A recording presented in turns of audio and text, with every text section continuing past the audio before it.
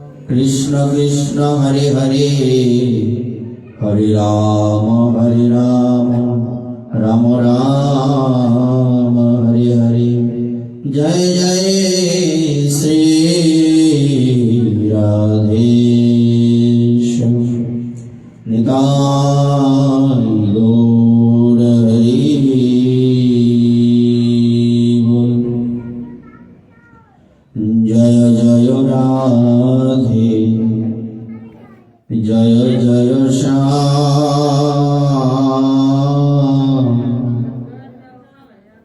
ও জয় জয় শ্রী বৃন্দাবন ধাম। পাবন রাধে তেরো নাম, পাবন শ্রী বৃন্দাবন ধাম। মধুময়ী রাধে মধুময় শ্যাম, রসময় শ্রী বৃন্দাবন ধাম। জয় জয় রাধে, জয় জয় শ্যাম, জয় জয় শ্রী বৃন্দাবন ধাম। জয় বৃন্দাবন, জয় যমুনা, জয় বৃন্দাবন, জয় যমুনা, জয় বংশী বট, জয় বলিনা। নিতাই গৌরাঙ্গ, নিতাই গৌরাঙ্গ, নিতাই গৌরাঙ্গ গৌর হরি। নিতাই গৌরাঙ্গ, নিতাই গৌরাঙ্গ, নিতাই গৌরাঙ্গ গৌর হরি। বন্দে গুরু শ্রী চরণারবিন্দম, চরণারবিন্দম, চরণারবিন্দম। বন্দে গুরু শ্রী চরণারবিন্দম। জয় জয় শ্রী রাধে।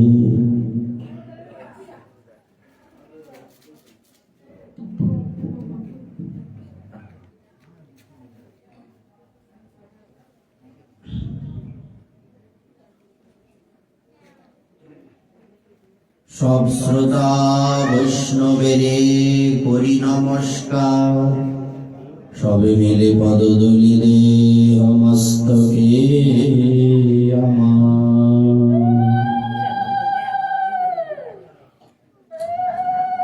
তয়েব নিয়মা সাক্ষাৎ, তয়েব চ ইয়মুত্তমা,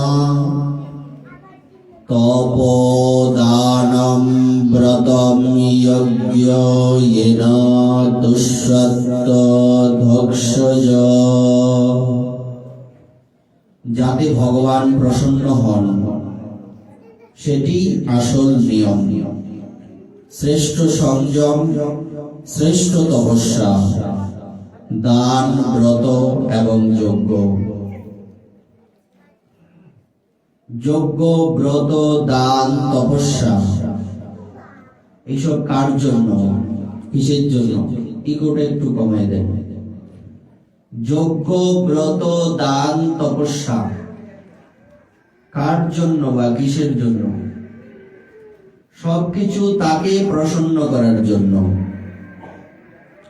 তিনি যদি প্রসন্ন হন তবেই যজ্ঞের ফল প্রাপ্ত হলো।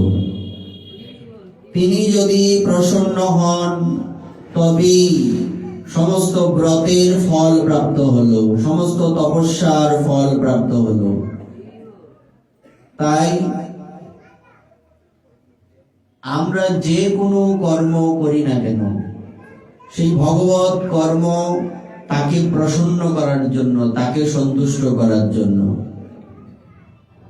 কৃষ্ণের সন্তুষ্টি বিধানের জন্য যে কর্ম তাকেই বলে নিষ্কাম কর্ম, আর নিজের ইন্দ্রিয় তৃপ্তির জন্য যে কর্ম তাকে বলে সকাম কর্ম। গতদিন আমরা যে অবধি ছিলাম এর পরবর্তী আলোচনা আমাদের।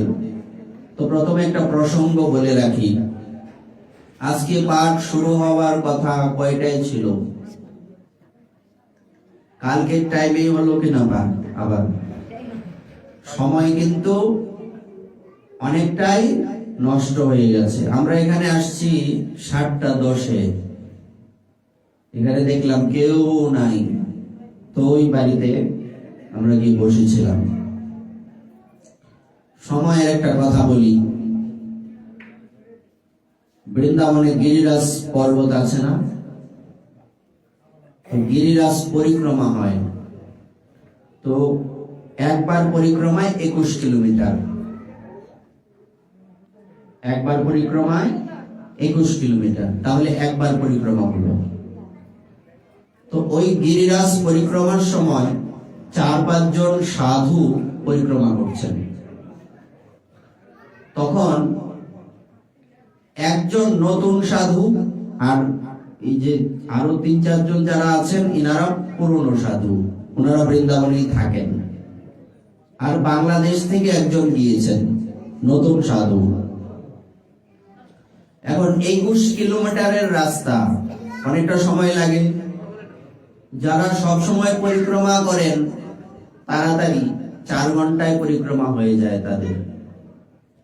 আমাদের গেলে 4.5-5 ঘন্টা লেগে যায়, আমরা তো সব সময় করি না। তো এর মধ্যে আমাদের শৌচক্রিয়া লাগতেই পারে, যে আমাদের একটু মানে কি বলে প্রকৃতির ডাকে সাড়া দিতেই হতে পারে, ওয়াশরুমে যেতে হতে পারে না। তো যিনি বাংলাদেশ থেকে সাধু গিয়েছেন, ইনার হঠাৎ করেই ওয়াশরুমে যেতে হবে। তো এখন সাধুরা বলছেন আচ্ছা তুমি যাও। উনি গিয়েছেন, তো উনি গেলেন, এসে দেখলেন কি একজন সাধু নাই। এনারা কোথায় গেলেন? তখন উনি বুঝতে পারলেন মনে হয় ওনারা চলে গিয়েছেন। ওনারা চলে গেলেন। এখন ইনি নতুন সাধু, এতটা রাস্তা কি করে যাবেন? আর ভালো লাগবে না একলা একলা। যারা প্রকৃত সাধু, পুরনো সাধু, তারা একলা পরিক্রমা করতে আনন্দ পান, ভজন করা যায়। হ্যাঁ, কিন্তু উনি নতুন, উনি দৌড়াতে দৌড়াতে তাদেরকে গিয়ে ধরেছেন। আপনারা আমাকে রেখে চলে এলেন। বলছি কেন রেখে এসেছি জানো? যে সময়টা তুমি ওয়াশরুমে গেলে, এই সময়টা আমাদের লস হচ্ছিল না? লস হচ্ছিল তো, আমরা চলে এসেছি। আর তোমাকে সময়ের মূল্য বোঝানোর জন্যই চলে আসছি। আর তুমি এই জায়গাটা দৌড়ে এসে কমপ্লিট করে ফেলেছো না? সময়টা মেনটেন হয়ে গেল কিনা? বিষয়টা বোঝা গেল? যে সময়টা গ্যাপ করার কথা ছিল তুমি তো দৌড়ে এসছো, আমরা হেঁটে আসছি, তুমি দৌড়ে আসছো, এসে আমাদেরকে ধরে ফেলেছো। সুতরাং তোমার সময়টা কভার হয়ে গেল কিনা? এই হচ্ছে সময়ের মর্যাদা। সময়ের মূল্য যদি আমরা দিতে না পারি তাহলে আমাদের কিছুই হবে না। একটা বিষয় আমাদের এদিকে প্রচলিত, আগরবাতিটা বন্ধ করো, কোনো দরকার নাই, এই আমাদের শত্রু। যারা পাঠ করে কীর্তন করে আগরবাতি তাদের জন্য শত্রু। আমাদের অ্যালার্জির সমস্যা থাকে, বন্ধই করো, দূরে রাখতেই হবে না, এটা জল ডালো এর মধ্যে, দরকার নাই। আর এইসব হচ্ছে আইসামি, আর কিছু না। আগরবাতি কেন? ধূপ দেখাইবা ভগবানকে। আগরবাতি তুমি নিজে কতক্ষণ থাকতে পারো আগরবাতিটার কাছে? সেবা মানে কি? তাকে সন্তুষ্ট করা, তাকে প্রসন্ন করা। এই আগরবাতি দেখাইলে ভগবানের খারাপ লাগবে না? কি মনে হয়? এর গন্ধটা খুব ভালো। আমার তো এখনই দম বন্ধ হয়ে আসছে। তা আমারই যদি দম বন্ধ হয়, তা আমি যদি ভগবানকে ভালোবাসি, তো আমার কি সেন্স কাজ করবে? চিন্তাটা কি আসবে? আমার প্রবলত কষ্ট হবে। সুতরাং এ দিয়ে ভগবত সেবা হবে না, এটা আইসামি। নারিকেলের চুলা জ্বালাও, দেখো কত সুন্দর ধূপের ঘ্রাণ। এসব তো বাজে গন্ধ, কেমিক্যাল। ধূপের ঘ্রাণে অ্যালার্জি তো হবেই না, আরো উপকার হবে। আচ্ছা, এবার সময়ের মূল্য আমাদের এইভাবেই দিতে হবে। যদি সময়ের মর্যাদা আমরা দিতে না পারি, তাহলে কিন্তু সময় আমাদের ছাড়বে না। আমাদের সমাজে একটা কথা, বিষয় প্রচলিত, সেটা হচ্ছে ওইছে 7টায় আরম্ভ, কি 7টায় হইব, এমনি ওইতে কইতে 8টা 8:30 বাজবো। এই টেন্ডেন্সিটা আগে বিদায় করতে হবে আমাদের থেকে। আমাদের মন্দিরে কটিয়া দিতে এক সময় বলা হয়েছে কি 7টায় পাঠ শুরু, তো 7টায় শুরু, একজন আইলে পাঠ শুরু হয়ে গেল, সব দৌড়াই আসে, তখন কিছু করার নাই। এখন আমার যদি এরকম পরিবেশ আপনারা দিতেন, আমি কোনো পাঠ মানে শ্রোতা ছাড়াই আমি পাঠ শুরু করে দিতাম। এখানে যদিও ভক্তদের সময় অপচয় হয় না, আমরা হয়তো জব করছি কতক্ষণ বৈশা, কিন্তু সময়ের কাজ সময় হলে ভালো হয়। দৌড়াইতে হয় না, আস্তে আস্তে সুন্দর করে কথা বলা যায় সময় নিয়ে। এমনি তো আধ ঘন্টা 40 মিনিট তো নিজেকে সেট করতেই চলে যায়, তাই না? যদি একটু বেশি পাঠ হয়, এমনিতে নর্মাল পাঠ তো কমই হয়। যখন ভাগবত সপ্তাহ হয় 5 ঘন্টা 5.5 ঘন্টা এক আসনে বসে থাকতে হয়, কিছু করার নাই। তাহলে ভাগবত সপ্তাহ 7 দিনে 18,000 শ্লোকের ব্যাখ্যা হয়, 18,000 শ্লোক পাঠ হয় সকালে। ভাগবত সপ্তাহ হয়তো এদিকে হয়নি, আপনারা এটা জানেন না। ভাগবত সপ্তাহ এদিকে এখনো প্রচলিত হয়নি। আচ্ছা, তো এই জন্য সময়টাকে যাতে আমরা ঠিকঠাক কাজে লাগাই। একজন ভক্তের বিশেষ বৈশিষ্ট্য হচ্ছে অব্যর্থ কালোত্তম। ভক্তের সময়ের কখনো অপচয় হবে না, ভক্ত কখনো সময়ের অপচয় করেন না। কারণ যে সময়টা আমি অপচয় করলাম, ভগবানের সাথে যুক্ত থাকতে পারলাম না, ওই সময়টা আমার মৃত্যু হতে পারে না? যে কোনো সময় আমার মৃত্যু হয়ে যেতে পারে। আমরা গতকালকে বলে দিয়েছিলাম আজকের আলোচনা কি হবে? শরণাগতি বা আত্মনিবেদন। তো প্রতিদিনের নিত্য নিয়ম অনুযায়ী যার মন্দিরে আসছি তার একটা কথা হবে, আপনারা নাম শুনে থাকবেন। শঙ্করাচার্য, জগৎগুরু শঙ্করাচার্য, শঙ্কর মঠ যিনি প্রতিষ্ঠা করেছেন। তো সেই শঙ্করাচার্য উনি খুব কম বয়সে সন্ন্যাস নিয়েছিলেন। ওনার আয়ু খুব অল্প ছিল, খুব অল্প সময় আয়ু ছিল, তাই কম বয়সে উনি সন্ন্যাস নিয়েছেন। এবার উনি যখন ভিক্ষা করতে গেলেন, এক মাতাজির কাছে গিয়ে বললেন, ভবতী ভিক্ষাম দেহি। সংস্কৃতে বললেন আর কি। তো এবার মাতাজি ভিক্ষা দিলেন। দেওয়ার পর জিজ্ঞাসা করছেন, বাবা তুমি এই কম বয়সে সন্ন্যাস নিয়েছো? বলছে আমার আয়ু কম, মাত্র সম্ভবত ওনার 16 বৎসর আয়ু ছিল। 16 বৎসর আয়ু ছিল, কিন্তু ওনার ভজনের প্রভাবে আয়ুটা ডবল হয়ে গিয়েছিল। উনি 32 বছর জীবিত ছিলেন। সেই শঙ্করাচার্য উনি যখন ভিক্ষা করে চলে যাবেন, তখন ওই মাতাজি বলছেন, দেখো বাবা, তুমি এই পথে যেও না। বলছে কেন? কারণ সামনে যে জঙ্গল রয়েছে, এই জঙ্গল দিয়ে যে যায়, ওখানে মা, ভগবতী মা, উনি সবাইকে ভয় দেখান। ওনার রূপ দেখেই তো লোকে ভয় পায়, ওই দিক দিয়ে যাবে না। উনি একটু মুস্কি হাসলেন, উনি ওই দিকেই যাচ্ছেন। ওই মাতাজি বলছেন, এই বালক বুঝতেই পারেনি আমার কথাটা। হাসার উদ্দেশ্য হচ্ছে ওই দিকেই তো যাওয়া দরকার বেশি। ওখানে কার কৃপা আছে? মায়ের কৃপা আছে। উনি তখন যেতে লাগলেন। যখন জঙ্গলের মাঝখানে উনি এলেন, হঠাৎ করে মা এক বিকট ভীষণ রূপ ধারণ করে দাঁড়িয়েছে। উনি মাকে দেখে হাসছেন, তোমার ভয় নেই? তুমি আমাকে দেখে ভয় পাচ্ছ না? তুমি জানো আমি তোমাকে কি করতে পারি? উনি হাসছেন, দিব্যে হাসছেন। তোমাকে এখনই আমি মেরে ফেলবো। শঙ্করাচার্য বলছেন, মা, তোমার কৃপাতে আমার জন্ম।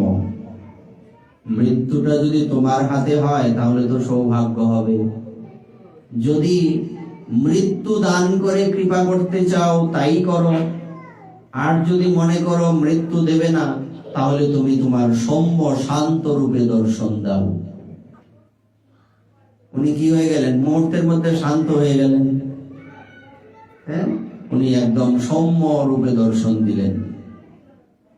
বলবার তাৎপর্য, একে বলে শরণাগতি। শঙ্করাচার্যের মনে কি ছিল? শরণাগতি। নিজেকে সম্পূর্ণ সঁপে দিয়েছেন যে তোমার কৃপাতে আমার জন্ম। এখন মৃত্যুটা যদি তোমার হাতে হয়, এর থেকে আর ভাগ্য কি হতে পারে? তাই নয় কি? তুমি মহাকালেরও মনমোহিনী। মহাকালকে, মহাদেবকে পর্যন্ত তুমি মোহিত করতে পারো। এটা শ্যামা সঙ্গীত আছে না? শ্যামানন্দময়ী কালী, মহাকালের মনমোহিনী, তাই না? তো একে বলে শরণাগতি। আর সাধারণ মানুষ আমরা কি করতাম? ভয় পেতাম কিনা? সর্বনাশ, হঠাৎ করে সাক্ষাতে যদি মা এক বিকট রূপ ধরে দাঁড়িয়ে থাকেন, অট্ট হাস্য করছেন, কেমন লাগবে? শরীর কাটা দিয়ে উঠবে। যদি সইতে না পারি অচৈতন্য হয়ে পড়ব। কিন্তু উনি কেন অচৈতন্য হলেন না? উনি হাসলেন কেন? বলছি, উনি তো মা, মায়ের কাছে ভয় কিসের? মায়ের কাছে তো ভয় পাওয়ার কথা নয়। একে বলে শরণাগতি, আত্মনিবেদন। আচ্ছা, যাই হোক, আপনারা দুর্বাসা ঋষির নাম শুনে থাকবেন। যত মুনি ঋষি রয়েছেন সবার থেকে রাগ বেশি যার, নাম শুনলেই ভয় পায়। সব দেবতারা পর্যন্ত ভয় পায়। দুর্বাসা, সর্বনাশ। এক সময়ের কথা, দুর্বাসা ঋষি উনি একদিন বৈকুণ্ঠে গেলেন। বৈকুণ্ঠে যখন গেলেন, তখন ভগবান শ্রীহরি নারায়ণ উনি বসে আছেন। ভগবতী লক্ষ্মী দেবী উনি নারায়ণকে সুন্দর একটা মালা গেঁথে দিয়েছেন। মাত্র পরিয়েছেন, কয়েক সেকেন্ডও হয়নি। দুর্বাসা ঋষি গিয়ে দণ্ডবোধ করলেন, প্রভু দণ্ডবোধ প্রণাম। আসুন আসুন ঋষিবর। এখন সাধুকে দেখলে কিছু দিতে হয় না? সাধু দর্শন করলে সাধুকে কিছু দান করতে হয়। কি দান করব ভগবান ভাবছেন। তো আমার হাতে এখন তো কিছু নেই। মালাটা গলা থেকে খুলে উনি দুর্বাসা ঋষির গলায় পরিয়ে দিলেন। লক্ষ্মী দেবী ভারী কষ্ট পেয়েছেন। মাত্র মালাটা তৈরি করলাম, এত কষ্ট করে, এত সময় নিয়ে মালাটা প্রভু মুহূর্তের মধ্যে দুর্বাসা ঋষিকে দিয়ে দিলেন। উনি কিঞ্চিত কষ্ট পেলেন। এবার দুর্বাসা ঋষি সেখানে ভগবানের দর্শন করে ভগবানের মহিমা কীর্তন করে ফিরে এলেন। রাস্তার মধ্যে দেখা হয়ে গেল দেবরাজ ইন্দ্রের সাথে। দুর্বাসা ঋষি ভাবছেন দেবতাদের যিনি রাজা, তাকে দেখলে কিছু দিতে হয় না, তো কি দেব? উনি ভাবছেন এই পৃথিবীর মধ্যে সবচেয়ে বড় প্রাপ্তি কি হবে? ভগবানের প্রসাদী কোনো জিনিস, এই আহারের প্রসাদ হতে পারে, প্রসাদী কোনো দ্রব্য হতে পারে। উনি কি করলেন? মালাটা দেবরাজ ইন্দ্রের গলায় পরিয়ে দিলেন। দেবরাজ ইন্দ্র ভাবছেন বিষয়টা কেমন হলো? আমি দেবতাদের রাজা, আমি মণি মাণিক্যের মালা পরি সব সময়, আমাকে একটা কম দামি ফুলের মালা গলায় পরাই দিছে। উনি কি করলেন? মালাটা খুলে হাতির গলা মাথার উপরে দিয়ে দিলেন। ইন্দ্রদেবের বাহন কি ওই যাবৎ হাতির উপরে চলে না ইন্দ্রদেব? হাতি কি করছে? সে তো মালার মহিমা জানে না, সে ফেলে দিয়ে একদম অবস্থা খারাপ, পা দিয়ে মারিয়ে দুর্বাসা ঋষি তো চটে গেলেন। দুষ্ট, মানে বিষয়টা হচ্ছে উনি রাগী তো, আর রাগ করার বিষয় এখানে শাস্ত্রে বলছে যে কখনো কখনো রাগের প্রয়োজন আছে। ক্রোধ ভক্তদ্বেষী জনে, যেখানে ভগবানের অবমাননা হবে, ভক্তের অবমাননা হবে, গ্রন্থের অবমাননা হবে, ভগবানের সাথে যুক্ত কোনো বিষয়ের অবমাননা হবে, ওখানে রাগ করতে হবে। আপনি হয়তো মন্দিরের সামনে বসে আছেন, মন্দিরকে পিছনে দিয়ে, তখন বলা হবে যে মন্দির পিছনে দিয়ে বসতে নেই, এতে সেবা অপরাধ হয়। তো জায়গা যদি এমন হয় তখন কি করব? একটু অ্যাঙ্গেলে বসতে হবে, কারণ মন্দিরে ভগবানকে বা কোনো দেব দেবতাকে পিছনে রেখে বসতে নেই, অপরাধ হয়। কেউ পা ছড়িয়ে মন্দিরের সামনে বসে আছেন, আপনি বললেন এই মন্দিরে পা ছড়িয়ে বসছো, পা সরাও, রাগ করলেন কিনা? আপনি একটু রুষ্ট হলেন কিনা? এতে আপনার অপরাধ হবে না, এতে আপনার মঙ্গল হবে, আপনারও মঙ্গল, যিনি বসে আছেন তারও মঙ্গল। তো কখনো কখনো রাগ কি হয়? জগতের মঙ্গলের কারণ হয়। তোমার এত বড় দৃষ্টতা, তুমি ভগবানের প্রসাদী মালার মর্যাদা বুঝলে না? তুমি কি করে দেবতাদের রাজা হও? তুমি শ্রীহীন হয়ে যাবে, তোমাকে আমি অভিশাপ দিলাম, বুঝলি? শ্রীহীন হয়ে যাবে, তোমার পদ আর থাকবে না। তো কিছুদিনের মধ্যে সাধুর অভিশাপ, তো উনি শ্রীহীন হয়ে গেলেন। তখনকার সময়ে দৈত্যদের রাজা ছিলেন বলি মহারাজ। বলি মহারাজের পরিচয় কি আমরা সহজে চিনতে পারবো। বলি মহারাজ হচ্ছেন প্রহ্লাদের নাতি। সহজ না চিনতে? বলি মহারাজের নাম আমরা অনেকেই জানি না, কিন্তু প্রহ্লাদের কথা সবাই জানি। তো প্রহ্লাদের পুত্রের নাম হচ্ছে বিরোচন, বিরোচনের পুত্রের নাম হচ্ছে বলি। তো সেই সময় স্বর্গের রাজা তো দেবরাজ ইন্দ্র, অসুরদের রাজা ছিলেন বলি মহারাজ, দৈত্য কুলে।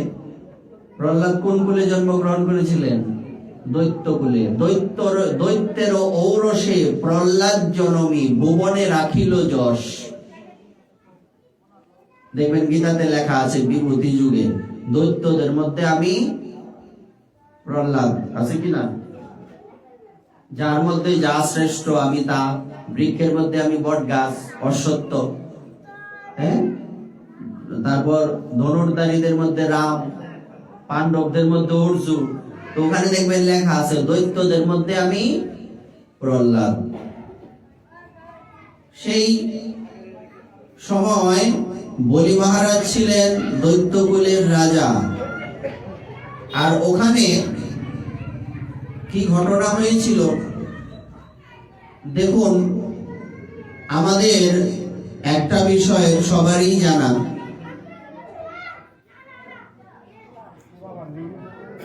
কালকে তো এরকম ছিল না। এই দাদা সাউন্ডটা একটু বাড়ান, সাউন্ডটা বাড়ান। আমাদের সকলেরই একটা বিষয় জানা, সুযোগের কি করতে হয়, সৎ ব্যবহার করতে হয়, তাই না? এখন সবার তো প্রতিপক্ষ থাকে, তো প্রতিপক্ষ হিসেবে দেবতাদের প্রতিপক্ষ হচ্ছেন দৈত্যরা। তো এইবার যখনই দেখা যায় দেবতাদের শক্তি কমে গেল, তখন দৈত্যরা গিয়ে দেবলোক আক্রমণ করে, কারণ তখন সময় দেবতাদের পক্ষে নেই। এই কথা যখন বলি মহারাজ জানতে পারলেন যে দুর্বাসা ঋষি অভিশাপ দিয়েছেন দেবরাজ ইন্দ্রকে, অভিশাপ দেওয়ার সাথে সাথেই তো তাদের শক্তি ক্ষীণ হয়ে গেছে, দেবতাদের শক্তি, তখন দৈত্যরাজ বলি সদল বলে একদম দেবলোক আক্রমণ করে তাদেরকে বিতাড়িত করে দিয়েছেন। এটার নাম হচ্ছে সুযোগের সৎ ব্যবহার। তো আমাদের সবসময় সুযোগের সৎ ব্যবহার করতে হবে। আমরা কি করে সুযোগের সৎ ব্যবহার করব? সুযোগ কাকে বলে? এই যে আমরা মানব জন্ম পেয়েছি, এর নাম সুযোগ না? পশু পাখি তরুলতা তারা কি হরিনাম করতে পারে? কিন্তু মহাপ্রভুর এই মহাদান হরিনাম সংকীর্তনে আমরা অংশগ্রহণ করতে পারি, আমরা ভগবানের ভজন করতে পারি। সকলে কিন্তু ভগবানের ভজন করতে পারে না। সুতরাং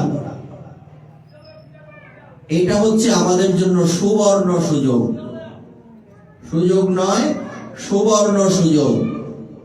এই সুযোগকে কাজে লাগাতে হবে ভগবানের ভজনের দ্বারা। তাই যে শব্দটা আমরা প্রথমে বলেছিলাম অব্যর্থ কালোত্তম, ভক্তের বিশেষ বৈশিষ্ট্য হচ্ছে ভক্তের ব্যর্থ সময় যাবে না। তার টার্গেট থাকবে যতটুকু সময় আমি পাই পুরো সময়টা যাতে ভগবানের ভজনে থাকতে পারি, ভজন করে কাটাতে পারি। তবে কি হবে? তবে আর কোনো চিন্তা নেই। ওই সময় যদি আমার মৃত্যুও হয়, তখন আমি ভগবানের ভজন করতে করতে, ভগবানের নাম করতে করতে এই পৃথিবী ছেড়ে বিদায় নিতে পারবো। এই হচ্ছে সুযোগ, সুবর্ণ সুযোগ। তো এদিকে দেবতারা তো স্বর্গরাজ্য হারিয়ে ফেললেন। দেবতাদের গুরুদেবের নাম হচ্ছে বৃহস্পতি, আর দৈত্যদের গুরুদেবের নাম হচ্ছে শুক্রাচার্য। দুইজন কিন্তু ভাই।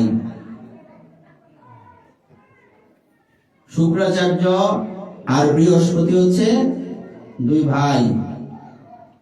একজন হচ্ছে দৈত্য কুলের গুরু, আর একজন হচ্ছেন দেবকুলের গুরু।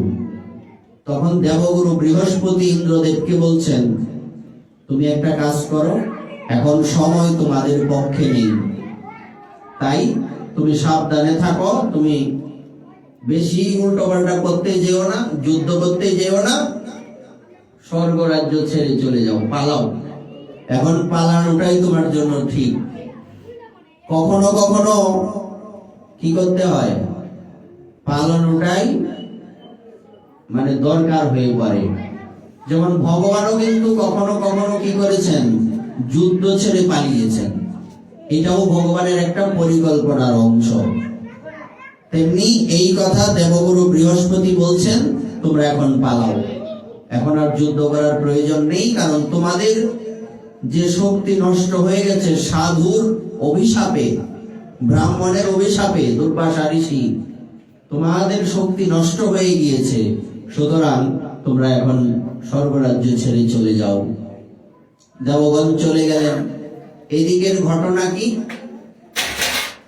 দেবতাগণের মায়ের নাম কি?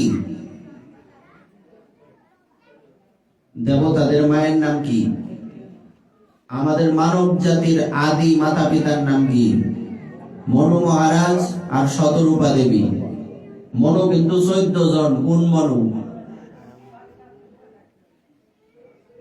মনু কত জন? 14 জন। তো কোন মনু মানব জাতির আদি পিতা? বলছে স্বয়ং ভুব মনু।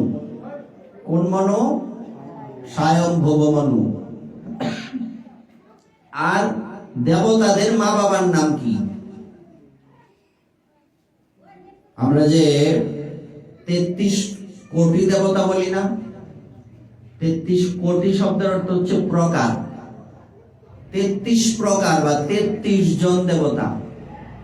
33 কোটি না, 1-2 কোটি হিসাব না। কোটি শব্দের অর্থ হচ্ছে প্রকার বা গণনা হিসেবে জন। 33 জন দেবতা। এই 33 জন দেবতার মা বাবাকে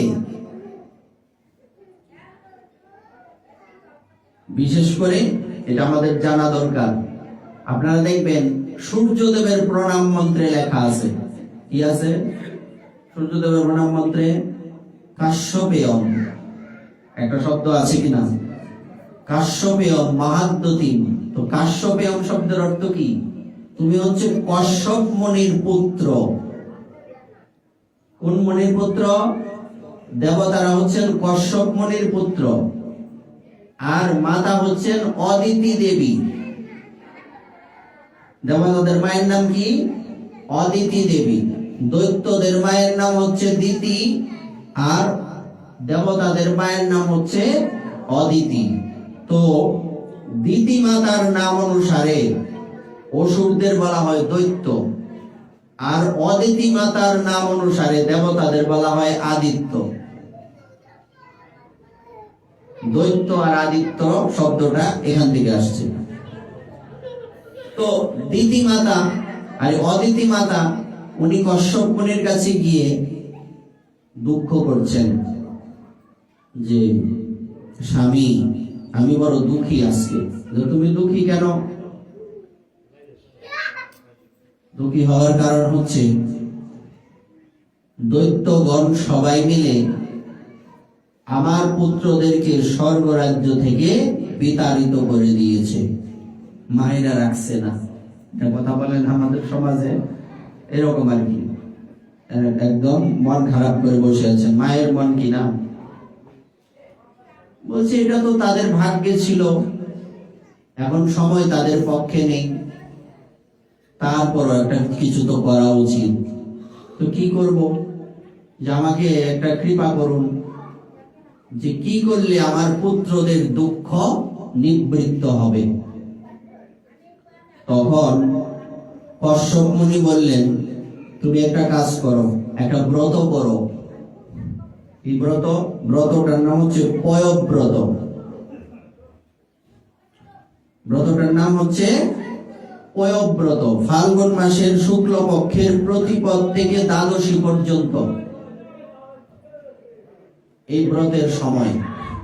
এই ব্রত করো। ব্রত করলে কি হবে? তোমার গর্ভে ভগবান আসবেন। পয়ব্রতের একটা অধ্যায় রয়েছে ভাগবতে। তোমার গর্ভে ভগবান আসবেন। ওই সময় তুমি কি করবে? তুমি শুধুমাত্র দুগ্ধ ব্যবহার করতে পারবে, দুধ খেতে পারবে, দুধ ব্যবহার করতে পারবে, অন্য কিছু খেতে পারবে না। এই 12 দিন পর্যন্ত এই ব্রতটা করো। যেমন যেমন স্বামী বললেন তেমনি তেমনি সেই ব্রতের জন্য উনি তৈরি হলেন এবং ব্রত করলেন। ব্রত করার পর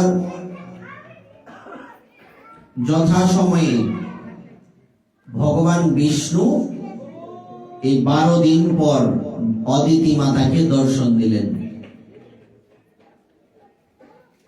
অদিতি মাতা প্রণাম করলেন। ভগবান বললেন, কি বর চাও? বলছে তোমার মতো পুত্র চাই। বলছে আমার তো মতো নাই। ভগবানের মতো আছে, তো তোমার মতো নাই, তো তুমিই আসো। বলছে ঠিক আছে, তোমার ইচ্ছে পূর্ণ হোক। সংস্কৃতে যাকে বলে তথাস্তু। হ্যাঁ, তোমার ইচ্ছে পূর্ণ হোক, আমি তোমার পুত্র রূপে আসবো। তখন কি হলো? দ্বাদশাম সবিতা তিষ্ঠমধ্বন্মি দিনগতো নৃপ বিজয়া নাম সা প্রক্তা যস্যাম জন্ম বিদুর হরে। যথা সময়ে কি হলো, দ্বাদশী তিথিতে, ভাদ্র মাসের শুক্লপক্ষের দ্বাদশী তিথিতে যখন আমরা শ্রবণা নক্ষত্র বা শ্রবণা দ্বাদশী পালন করি, একটা আছে না শ্রবণা দ্বাদশী, একাদশী না কইরা পরের দিন পড়া হয় পরে যে শ্রবণা দ্বাদশীতে অভিজিৎ মুহূর্তে, অভিজিৎ মুহূর্ত মানে মধ্যাহ্নকালে, সেই অদিতি মাতার গর্ভকে আকর্ষণ করে ভগবানের একজন অবতার আবির্ভূত হলেন। এনার নাম কি? ভগবান বামন দেব। বলো বামন দেব ভগবান কি। বামন দেব প্রকটিত হলেন। সেই বামন দেব যখন প্রকটিত হয়েছেন, যথা সময়ে, বামন শব্দের অর্থ খাটো, বেটে, তাই না? দেখতে ছোট কিন্তু সুন্দর, ভগবানের রূপ বলে কথা। তো যথা সময়ে ওনার যেদিন উপনয়ন হবে, উপনয়ন হয় না ব্রাহ্মণের, উপনয়নের দিন ওনাকে বিভিন্ন দেব দেবীগণ উপহার প্রদান করেছিলেন। সেই উপহারের মধ্যে সূর্যদেব উনি গায়ত্রী দীক্ষা দিয়েছেন। ভগবান বামন দেবের গায়ত্রী দীক্ষা গুরুকে সূর্যদেব। বৃহস্পতি যিনি হচ্ছেন দেবতাদের গুরু, উনি পৈতা দিয়েছেন। তারপর কুবের, কুবেরকে ধনপতি, একদিক থেকে যিনি রাবণের ভাই, সেই কুবের উনি দিলেন ভিক্ষা পাত্র। আচ্ছা, পৈতা নিলে 3 দিন পর ভিক্ষায় বের হয় না ব্রাহ্মণ? প্রথম ভিক্ষা দিয়েছেন ভগবতী সাক্ষাৎ উমা দেবী, সাক্ষাৎ মহামায়া, উনি প্রথম ভিক্ষা দিয়েছেন। এইভাবে যথা সময়ে ওনার পৈতে হলো। তখন এদিক থেকে কি ঘটনা ঘটলো, বলি মহারাজ তখন স্বর্গ, মর্ত এবং পাতাল 3 লোকের অধিপতি রাজা। দেবতাদেরকে তো তাড়িয়ে দিলেন। স্বর্গ হাতে, এই পৃথিবীও তার হাতে, পাতালও তার হাতে, ত্রিলোকের অধিপতি উনি হয়ে বসে আছেন। আর গুরুদেবের কথায় উনি বিভিন্ন যজ্ঞ, অশ্বমেধ যজ্ঞ, বৃহস্পতি যজ্ঞ ইত্যাদি বিভিন্ন যজ্ঞ করছেন আর ওনার শক্তি বৃদ্ধি করছেন। এইভাবে তার দিন চলে যাচ্ছে। চলতে চলতে এইদিকে দেবতাগণ কি করলেন, ব্রহ্মাজির কাছে গেলেন। কি করা প্রভু, আমরা আমাদের বাড়ি ঘর হারিয়ে ফেলেছি, এখন ওখানে আবার ফিরে যাব কিভাবে? তখন ব্রহ্মাজি বললেন, চলো আমরা সবাই মিলে ভগবান বিষ্ণুর কাছে যাই, তার কাছে প্রার্থনা করি। সবাই মিলে ভগবান বিষ্ণুর কাছে গেলেন। ভগবান বললেন, বিপদে পড়লে খালি আমি নাকি? আমি আর এইবার তোমাদের সাথে নাই। আসলে তো বিপদে পড়লে আমরা ভগবানকে ডাকি, তাই না? আর যখন আনন্দে থাকি তখন ভগবানের কথা মনে থাকে না। বলছে, এইবার আর আমি তোমাদের সাথে নাই, তোমরা কি করবা গিয়া করো। বলছে, প্রভু তুমি ছাড়া কি গতি আছে? বলছে, বিপদ এই ডাকি আর সম্পদ এই ডাকি, তুমি ছাড়া তো গতি নাই, তুমি একটা কৃপা করো, নাইলে আমরা চলবাম কেমনে? ও এখন মনে হয়, তখন মনে পড়ে না? যখন তোমরা অহংকারী হয়ে যাও শক্তি পেয়ে, তখন আমার কথা মনে পড়ে না? সে তো অহংকারী মালাটা পালাই দিছিল নাকি? আমি রাজা, আমার দিছে একটা 2টা ফুলের মাল, ভাই কোনো মালা হইলো, আমি মুক্তার মালা পরি, বিষয়টা এমন আর কি। তো কখনো অহংকার করতে নেই, ভগবান কিন্তু অহংকারীকে সহ্য করতে পারেন না। পৃথিবী দেবী মিথ্যাবাদীর ভার বহন করতে পারেন না, আর ভগবান উনি অহংকারীকে সহ্য করতে পারেন না। তাই আপনার যে কোনো গুণ থাকুক, টাকা পয়সা, উচ্চ কুলে জন্ম, দেখতে সুন্দর ইত্যাদি যত গুণেই থাকুক, এটা নিয়ে কখনো আমরা যাতে অহংকার না করি। অহংকার করলাম তো ভগবানের বক্র দৃষ্টি আমাদের উপরে নিক্ষিপ্ত হবে। শনির উদ্ভকান্ত বক্র দৃষ্টি কার? বাঁকা দৃষ্টি সোজা তাকাইতে পারে না কে? শনিদেব, তাই না? তো ভগবান তখন শনিদেবকে আদেশ করবেন, যাও গিয়া তার উপরে বক্র দৃষ্টি ফেলাও। আমরা যাতে কখনো অহংকার না করি। আচ্ছা, কি নিয়ে অহংকার করব বলেন? আজকে মারা গেলে কালকে কয়দিন? 2 দিন। তো অহংকার করার কোন সুযোগ আছে? আজকে যে দেখতে অনেক সুন্দর, কয়েক বছর পরে গালগুলো ভাঙ্গা চামড়া চামড়া ঢিলা হয়ে যাবে। কি নিয়ে অহংকার করব বলেন? অনেকে সুন্দর থাকলে কিন্তু অহংকার করে, কিন্তু কয়েক বছর পরে, বেশি দিন নাই, গালগুলো একদম দাঁতটা এরকম হয়ে যাবে মুখ, তাই না? আর চামড়া ঢিলা হয়ে যাবে। সুতরাং অহংকার করার কোনো সুযোগ নেই। আজকে আপনি অনেক টাকার মালিক, একটা সময় আপনি ওই টাকা পয়সা আপনার নাও থাকতে পারে, আপনি দরিদ্র হয়ে যাবেন। সুতরাং অহংকার করার কোনো সুযোগ নাই। অহংকার করলেই পতন হবে। নতুবা চিন্তা করে দেখুন, হিরণ্যকশিপু বলেন, রাবণ বলেন, তাদের কি ছিল না? কি ছিল না? যে হিরণ্যকশিপু, ইনি যদি বলতেন শীতের দিনের সবজি গরমের দিনও পাইতেন। উনি ডাকতেন দেবতাদেরকে, এই এদিকে আসো, বলছে আজ্ঞা করুন। দেবতাগণ হাত জোর করে বলতেন, আজ্ঞা করুন মহারাজ, যাও কাঁঠাল নিয়ে আসো। বলছে আরে এখন তো শীতকাল। আরে শীতকাল আর গ্রীষ্মকালের কি পাইছে? কাঁঠাল নিয়ে আসো এখন, যাও, কিছু করার নেই। উনার কথায় এই দিকপালগণ চলতেন। আর রাবণের, যমরাজ রাবণের বাড়ির ঘোড়ার ঘাস কাটতো। চিন্তা করেন, ব্রহ্মাজি হইল পিতামহ ব্রহ্মা, সৃষ্টিকর্তা ব্রহ্মা, উনি রাবণের সন্তানদেরকে প্রাইভেট পড়াইতে আইতো। চিন্তা করেন, এত শক্তি এত ক্ষমতা থাকার পরেও তাদের পতন কেন হয়েছিল? অহংকারের জন্য আর অত্যাচারের জন্য। মানুষের যখন বেশি শক্তি হয়, সবল ব্যক্তি দুর্বলের উপরে আক্রমণ করে। কিন্তু এই দিন দিন না, আরো দিন আছে। কাজেই সাধু সাবধান। বলছে সাধু না, বলছে সাবধান। আমরা কি সাধু নেই?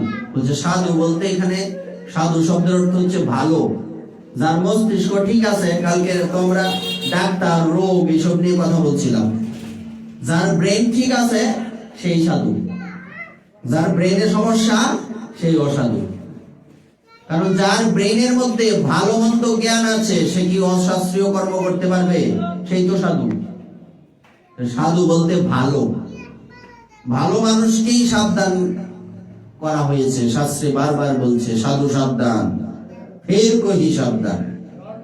বারবার বলছেন, ফের কহি মানে বারবার, আরেকবার বলছি।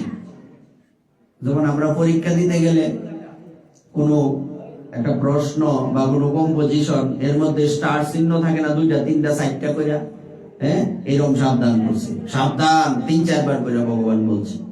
যেমন এরকম একটা জিনিস আমাদের কলিযুগে আছে, যার সাথে 3টা স্টার দেওয়া, ভেরি ভেরি ইম্পর্টেন্ট। এটা কি? কি? হরের নাম, হরের নাম, হরের নাম ওই কেবলম। কয়টা স্টার হইল? হরের নাম, হরের নাম, হরের নাম ওই কেবলম। একমাত্র হরি নামেই সার। হরি নাম করো, হরি নাম করো, হরি নামেই কেবল সার বস্তু। কেবলম কলৌ নাস্তেব নাস্তেব নাস্তেব গতিরন্যথা। কয়টা বলছে? নাস্তি এব, অর্থাৎ কলিযুগে আর কোনো গতি নাই, আর কোনো গতি নাই, আর কোনো গতি নাই। ঠিক আছে তো? এই জন্য আমরা যাতে কখনো অহংকার না করি। ভগবান বলছেন এইবার আর তোমাদের সাথে আমি নাই, এবার তোমরা এক কাজ করো, নিজের আইডিয়া সমাধান করো। বলছে প্রভু কি করব? বলছে কখনো কখনো নিজের সুবিধার জন্য শত্রুর সাথেও বন্ধুত্ব করতে হয়। যাও দৈত্যদের সাথে সন্ধি করো, সন্ধি করে সমুদ্র মন্থন করো। তো সমুদ্র মন্থন করলে ওখান থেকে অমৃত বেরিয়ে আসবে, আর সেই অমৃত পান করে তোমরা অমর হবে। যাও, আমি এখন সরাসরি এর মধ্যে হস্তক্ষেপ করব না। মূলত শক্তি তো ভগবানেরই। ওনারা তো অন্যান্য সময় ভগবান নিজে এসে অসুরদেরকে মেরে উদ্ধার করেন না, দেবতাদেরকে। এইবার ভগবান বলছেন আমি সরাসরি এখন আসবো না, তোমাদের কাজ তোমরা করো, তাদের অসুরদের সাথে চুক্তি করো, সন্ধি করো। তখন সমস্ত দেবতাগণ মিলে বলি মহারাজের কাছে নিরস্ত্র গেলেন। অন্যান্য অসুরেরা বলছে এখন তাদের হাতে অস্ত্র নাই, এদের আক্রমণ করো।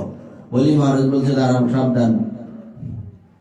একটা কথা আমাদের সমাজে প্রচলিত, শব্দটা হচ্ছে ব্লাড কানেকশন। বলি মহারাজ অসুর হইলে কি হবে? তার শরীরে তো প্রহ্লাদের রক্ত, হ্যাঁ নেই?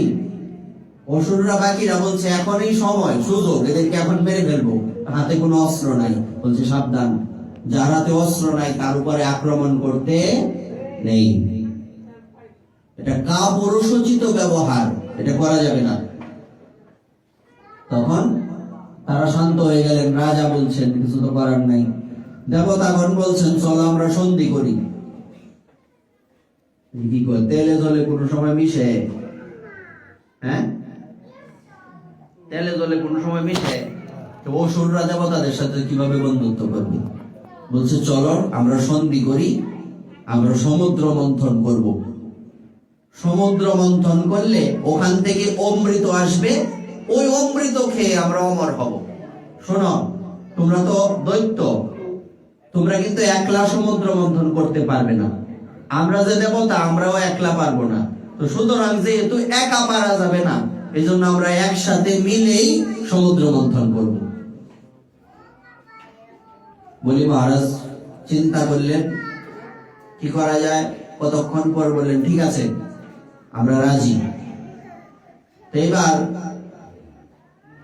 মন্থন দণ্ড, দধি মন্থন করে না ঘুটনির মতো, তো এরকম একটা দণ্ড। এখন সমুদ্র মন্থন কি ঘুটনি দিয়ে করলে হইব? কিরকম লাগবে? বড় একটা দণ্ড লাগবে। তো তখন মন্দর পর্বতকে দণ্ড করা হলো। তো দড়ি তো লাগবো, দড়িকে বলছে বাসুকি, নাগ হচ্ছে দড়ি। নাগেদের সাথেও কথা বলা হলো, যদি অমৃত আমরা মন্থন করে পাই এর ভাগ তোমাদেরও দেওয়া হবে। নাগেরা বললেন আমরাও রাজি। হইল নি? এবার সব পার্টি একসাথে মিলছে। তখন যেই কথা সেই কাজ। দেখুন, ভগবান ছাড়া যে কোনো কর্ম হয় না, এটাও এর একটা প্রমাণ। তখন কি ঘটনা ঘটলো? মন্দরাচল পর্বতকে ক্ষীর সমুদ্রে নিক্ষেপ করা হলো, বাসুকিকে দড়ি করা হলো, মন্থন রজ্জু। আর অসুর এবং দেবতারা বলছেন, দেবতাগণ তখন বলছেন যে আমরা মুখের দিকে থাকবো, আর দৈত্যদেরকে বলছে তোমরা লেজের দিকে থাকবা। দৈত্যরা ভাবছে আমাদের শক্তি কি দেবতার দিকে কম, আমরা লেজের দিকে থাকতাম? হ্যাঁ, এটা একটা সম্মানের ব্যাপার না? আমরা মুখের দিকে থাকবো। দেবতারা এটা মনে মনে প্ল্যানিং করছিলেন। অসুরের তো মোটা বুদ্ধি, অসুরের কিন্তু চিকন বুদ্ধি নাই। তাদের যে শক্তি, এই শক্তি কাজে লাগে না, শুধুমাত্র বুদ্ধি নাই। তাই সম্পদ শুধু থাকলে হবে না, টাকা থাকলে হবে না, এটা ব্যবহার করতে জানতে হবে। তখন দেবতাগণ বললেন ঠিক আছে, এটা নিয়ে আমরা আর ঝামেলা করলাম না। যেই মন্থন শুরু হলো, তখন ঘটনা কি ঘটলো? দেবতারা কোন দিকে? লেজের দিকে। আর মুখের দিকে কারা? দৈত্যরা। এখন যখন টান দেওয়া হচ্ছে তখন বাসুকী নাগের মুখ দিয়া আগুনের মতো বিষ বের হচ্ছে। তো এই বিষে আসক্ত হয়ে মানে আক্রান্ত হয়ে এরা একদম মরমর অবস্থা, কিন্তু কাজ করতেছে। এটা সংসারী জীবের গতি এরকম। ওষুধদের সাথে মিলাই আমরা নিজেদেরকে মিলে কিনা? এত পরিশ্রম হচ্ছে, জানি ঝামেলা হবে, তারপরে আমরা সংসারে কষ্ট করতেই থাকি। এই তো সুখ সামনে ভাইয়া। বিষয়টা এরকম কিনা? অসুররা সহ্য করছে কেন? যে কতক্ষণ পরে অমৃত উঠলেই তো আমরা ওভার হয়ে যাব। তো আমরা সংসারী জীবের হচ্ছে এরকম গতি। এই আরেকটু পরিশ্রম করলেই আমরা মনে হয় যে একটা বেটার পজিশনে যেতে পারবো, ভালো একটা পজিশনে যেতে পারবো, কিন্তু যাওয়া হয় কি? হয় না। একটা সমস্যা গেলে আরো দুইটা সমস্যা পিছনে দাঁড়ায়। কি গো, ভক্তিপথে আসো না কেন? কবেতে প্রসাদ পাইবা? মেয়েটাকে বিয়ে দিয়ে লই পরে, ছেলেটারে বিয়ে দেওয়া লই পরে। তো ছেলে বিয়ে দিলে পরে আরেকটা বেজাল।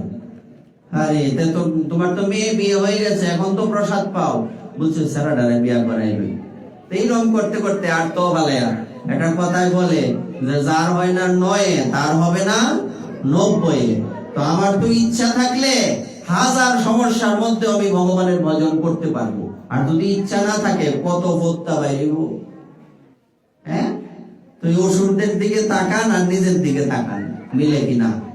বিষের জ্বালাও জ্বলতাছে, আবার টানতেও আছে। অমৃত তো পাইলাম, কিন্তু পরে কি অমৃত পাইছিল তারা? সংসারী জীব হচ্ছে এরকম আমরা। তখন এই অবস্থায় মন্থন চলছে, কিন্তু ঝামেলাও চলছে। কি ঝামেলা? সমুদ্রের তো গভীরতার একটা ব্যাপার আছে। এই মন্দর পর্বত জলের তলায় চলে যাচ্ছে। হইল নি বিপদ? ভগবান তুমি সারা গতি নাই। বিপদে বললি ভগবান। ভগবান বলছে তোমরা একলা জীবনে কিছু করতে পারো না, আমার এই পর্বতে ছাড়বা। ভগবান তখন কি করলেন? একটা বিশেষ রূপ ধারণ করে এই পর্বতকে পিঠের উপর মানে পর্বতকে পিঠের উপরে রাখলেন। ওই অবতারের নাম হচ্ছে কূর্ম অবতার, মানে কচ্ছপ। পিঠের উপরে মন্দর পর্বত, আর ভগবান বসে আছেন নিচে। যখন মন্দর পর্বতকে এরকম টানা হচ্ছে, এখন আর নিচে যাওয়ার সুযোগ আছে? ভগবান পিঠের উপরে ধারণ করেছেন, টানা হচ্ছে। তখন ভগবানের শরীরে মানে চুলকায় দিলে যেরকম ভালো লাগে না, এরকম ভগবানের চুলকানের সুখ হচ্ছে। চিন্তা করেন, তখন ভগবান দিছে ঘুম, আরামের ঘুম। এবার ঘুম, একবার শ্বাস ফেলে আরেকবার শ্বাস একটা প্রশ্বাস নাকি? তো এই শ্বাস প্রশ্বাসের মাধ্যমে সৃষ্টি হলো জোয়ার ভাটা। হ্যাঁ, তখন এইবার আরেক সমস্যা দাঁড়াইছে। বলছে কি সমস্যা? সমস্যা হচ্ছে আগে তো পর্বত নিচে চলে যাচ্ছিল, এখন উপরে জায়গা। মানে এই যে আমাদের সংসারে জীবের সাথে মিলতেছে কিনা? একটা সমস্যা গেলে আরেকটা সমস্যা এসে দাঁড়ায়, সমস্যার আর শেষ নাই। তখন আবার প্রভু তুমি বিনে গতি নাই, তা আবার কি করতাম? বলছে এবার কি করবা করো। তখন ভগবান সহস্র বাহু রূপ ধারণ করে পর্বতের উপরে এরকম শুয়ে পড়েছেন। ওই এখন আর উপরে উঠে না। তাইলে চিন্তা করেন, যত দেব দেবী হোক আর যত অসুর হোক, যত দৈত্য হোক, ভগবানের ইশারা ছাড়া কিছু হবে? এরা এত শক্তিশালী, এই সামান্য সমুদ্র মন্থন করতে পারতেছে না। এটা দিয়ে আমরা কি বুঝলাম? একমাত্র গোবিন্দই সবকিছুর মূল। উনি ছাড়া আমাদের উদ্ধারের দ্বিতীয় কোনো রাস্তা নেই। তখন এইভাবে যথাসময়ে অনেক কিছু উঠলো। যথাসময়ে ভগবান ধন্বন্তরী অমৃতের কলস নিয়ে এখান থেকে উঠলেন। এবার তারা মন্থন সব বন্ধ করে দিছে, অমৃত তো উঠছেই না। এইবার অসুররা কি করলেন? ওনারা ধন্বন্তরী ভগবানের হাত থেকে সেই অমৃতের কলস কেড়ে নিয়ে চলে গেলেন।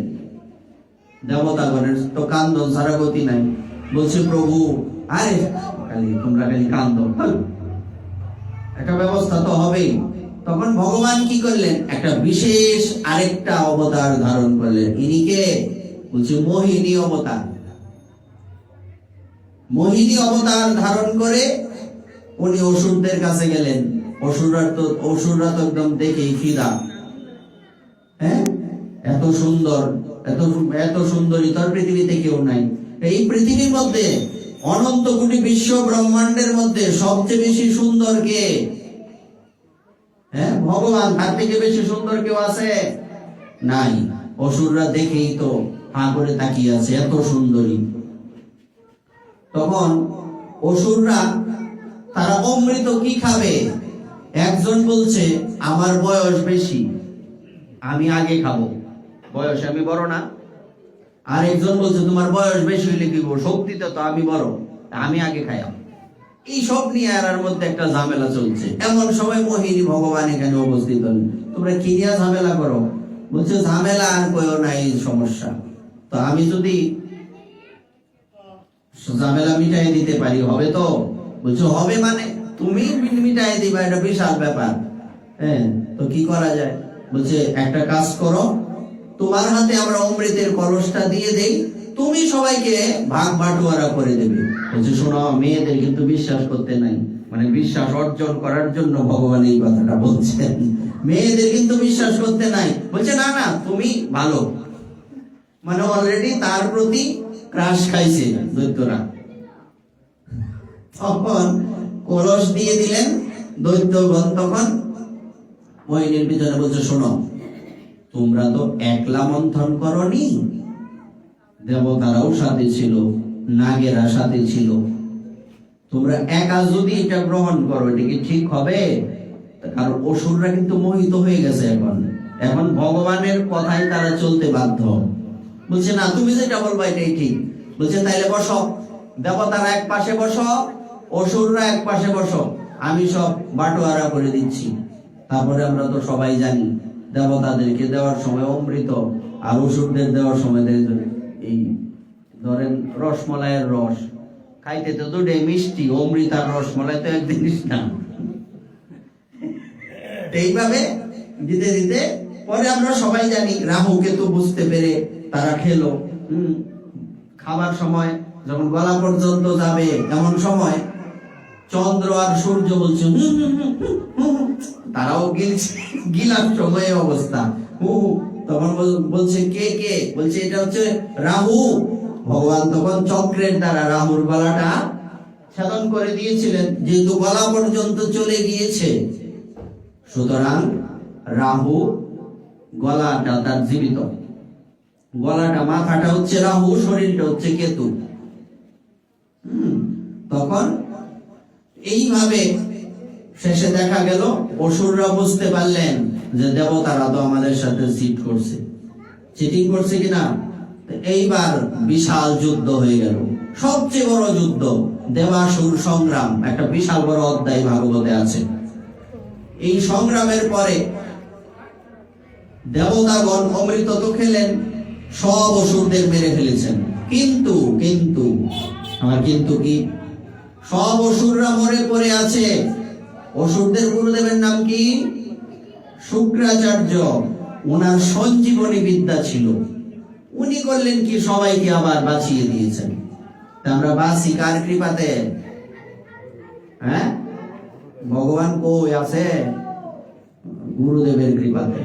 এই জন্য কৃপাটা হচ্ছে প্রথমে কার? শ্রী গুরুদেবের, শেষে কার? গুরুদেবের। কেউ যদি ভাবেন যে আমার তো গুরুদেবের কাছে সব প্রাপ্তি হয়ে গেছে, মন্ত্র ভজন সাধন, এখন আর গুরুদেবের দরকার নাই, এরকম কি? আপনি যখন মৃত্যুবরণ করবেন, আপনি যদি ভগবানের কাছেও যান, ওখানে গিয়েও যে ভগবানের সেবা করবেন, ওইটা গুরুদেবের আদেশেই করতে হবে। সুতরাং এটা ভাবার কোনো সুযোগ নেই এই পৃথিবীতেই গুরুদেব, পর ওখানে গিয়ে কোনো গুরুদেব নাই, ওখানেও গুরুদেবের আদেশেই কর্ম করতে হবে। সেবার দায়িত্বটা কে দেবেন? বুঝিয়ে দেবেন কে? গুরুদেবই দেবেন। সবাই জীবিত হয়ে উঠলেন। এবার শুক্রাচার্য বলছেন, বলি তুমি একটা কাজ করো, তুমি একটা কাজ করো, এখন আর দেবতাদের সাথে লাগতে যে লাভ নাই। আগে কাদের সময় ছিল? যখন দেবতাদেরকে বের করে দেওয়া হলো তখন অসুরদের সময় ছিল। আর এখন কাদের শক্তি বাড়ছে? দেবতাদের। সুতরাং চিরদিন কাহারও সমান। আজকে এখন রাত্রি, কয়েক ঘন্টা পরে কি হবে? দিন হবে। আজকে আমাদের জীবনে অন্ধকার, সমস্যা নাই, কয়েকদিন পরে আমাদের সেই অন্ধকার দূরীভূত হবে। সুতরাং এই সংসারে আনন্দ পেলেও লাফিয়ে উঠবেন না, দুঃখ পেলেও একদম অচৈতন্য হয়ে যাবেন না। এই জগতের সুখ দুঃখ সব সমানই, কারণ একটাও তো স্থায়ী না। যেমন বলে আজ নগদ কালকে বাকি, এরকম একটা কথা আছে না? তেমনি আজকে আপনি সুখে আছেন, কালকে দুঃখী হয়ে যাবেন, কালকে দুঃখী আছেন, পরের দিন সুখী হবেন। তো সুতরাং সুখ দুঃখ নিয়ে এত নাড়াচাড়া করার দরকার নেই। তাই গীতাতে ভগবান কি বললেন অর্জুনকে? হে অর্জুন, এই পৃথিবীতে সুখ দুঃখ শীত আর গরমের মতো আছে না? গীতাতে কিসের মতো? শীত আর গরমের মতো। যে আজকে শীত, কয়েকদিন পরে গরম। সুতরাং লাফালাফি করার কিছু নেই, আর অহংকার করারও কিছু নেই। তো এখন যেহেতু দেবতাদের শক্তি, তুমি তাদেরকে কিছু বলো না, তুমি কাজ করো, একটা যজ্ঞের উপর যজ্ঞ করতে থাকো। তো যজ্ঞের প্রভাবে তোমার শক্তি বৃদ্ধি হবে। আর আমি যেভাবে বলি এইভাবে কর্ম করো, দেখবে দেবতাদেরকে তুমি হারিয়ে দেবে। যেই কথা সেই কাজ। আবার দেবতাদেরকে হারিয়ে দিলেন যথাসময়ে। এইভাবেই যখন চলতে লাগলো, তখনই সেখানে ভগবান বামনদেব প্রকটিত হলেন।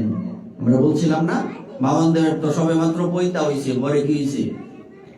সেখানে বলি মহারাজ বিশাল যজ্ঞের আয়োজন করলেন। সেই যজ্ঞের মধ্যে এত বড় যজ্ঞ উনি করলেন, এবং বলি মহারাজ খুব দানশীল ছিলেন, খুব দানশীল ছিলেন। আমরা দানশীল নামটা বললেই কাদের নাম আসে? শব্দটা উচ্চারণ করার সাথে সাথে, যেমন দাতা কর্ণ, বলি মহারাজ, ওনারা হচ্ছে দাতা শিরোমণি। তো বলি মহারাজ খুব দানবীর ছিলেন। উনি তখন সবাইকে অকাতরে দান করতেন। কিন্তু উনি যেহেতু ওনার মধ্যে দৈত্যের রক্ত আছে, উনি এখনো পর্যন্ত প্রহ্লাদের মতো শুদ্ধ ভক্ত হতে পারেননি। যেই কারণে দৈত্যদের একটা ভাবনা তার মাথার মধ্যে চলেই আসে। উনি একটা বিশাল যজ্ঞের আয়োজন করেছেন, যজ্ঞ চলছে। সেই যজ্ঞের মধ্যে ভগবান বামনদেব উপস্থিত হলেন। ভগবান বামনদেবকে দর্শন করে বলি মহারাজ যজ্ঞ ছেড়ে উঠে গেলেন। আমরা কি জানি? কোন যজ্ঞে বসলে যজ্ঞ পরিপূর্ণ হবার আগে উঠতে নেই, উঠতে পারবেন না। যদি উঠতেই হয়, আবার প্রথম থেকে কিছু নিয়ম কানুন আছে, আচমন, আসন শুদ্ধি, এইসব করে প্রাণায়ামাদি করে আবার শুরু করতে হবে। তাই যজ্ঞ পরিপূর্ণ হওয়ার আগে আসন ছেড়ে উঠতে নাই। উনি উঠে গেছেন। কেন উঠে গেলেন? উনি কেন উঠে গেলেন? কারণ ভগবানের এত সুন্দর রূপ দেখে উনি একদম আশ্চর্য হয়ে গেলেন। এত সুন্দর রূপ, ইনি কেমন, কোন ব্রাহ্মণ? আমি তো জীবনে অনেক ব্রাহ্মণ দেখছি, এমন সুন্দর ব্রাহ্মণ তো আর দেখি নাই। উনি উঠে দাঁড়িয়ে পড়লেন। দাঁড়িয়ে একদম ভগবান বামনদেবের কাছে গেলেন, গিয়ে বলছেন, স্বাগতম তে নমস্তুভ্যং ব্রহ্মণ কিং করবামতে ব্রহ্মর্ষিণাং তপসাক্ষান মন্নোদা হরিয বপুরধরম।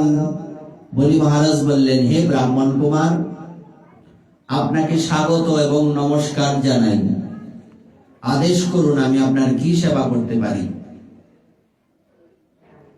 আপনি আমাকে আদেশ করুন, কি সেবা করতে পারি? আপনাকে দেখে আমার মনে হচ্ছে সাক্ষাৎ মূর্তিমান কোন দেবতা আমার এখানে উপস্থিত হয়েছেন, বলুন আমি আপনার কি সেবা করব।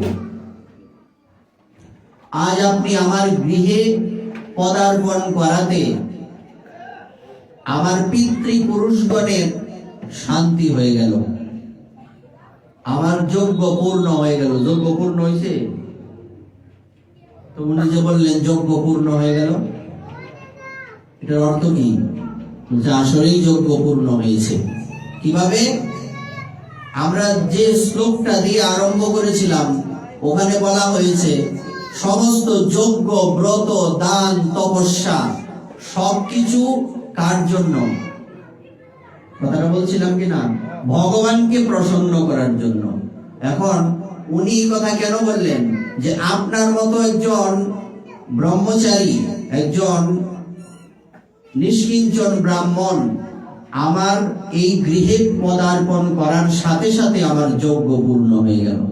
আসলেই সত্যি যজ্ঞের পূর্ণতা কি? এখানে নাম যজ্ঞ হবে না?